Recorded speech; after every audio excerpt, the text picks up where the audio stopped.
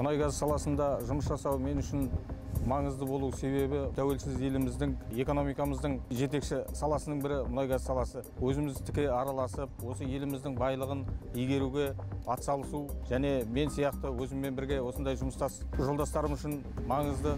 Бұл мұнай газ саласында еңбек ете жүріп, мынау мектепте әліппеден бастаған сияқты мұнай газ саласының әліппесінен бастап үйреніп жұмыс жасауды, коллективпен қарым-қатынас жасауды үйрендім. Әлі де бұл сала, мұнай газ саласы жаңа өндіріске жаңа технология енгізіліп жатыр. Соған байланысты бізге мұнай газ саласының қызметкерлеріне үнемі ізденісте болуды, үйренуді талап етеді.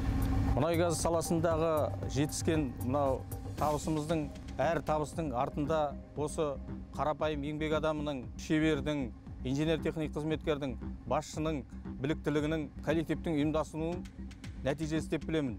Жас мамандарға, жалпы мұнай саласын таңдаған мамандарға беретін кеңесім: бірінші, ерінбеу керек, үнемі ізденісте болу керек. Сол кезде ғана еңбекпенен табысты болады деп ойлаймын. Мұнай саласы дейтін мен үшін менің бүткіл өмірім осы арадағы. Елімізде өндіріліп отырған мынау жетекші салада өзім осыған атсалысып, басы-қасында болып, өз көзіммен көріп, қолыммен істеп көргеннен кейін, өзім сезінгеннен кейін, мына еліміздің қазба байлығын игеруде өзімнің қол ұшым тигізгеннен кейін, өзімнің өмірімнің маңызы деп білемін осы мұнай саласындағы еңбегімде.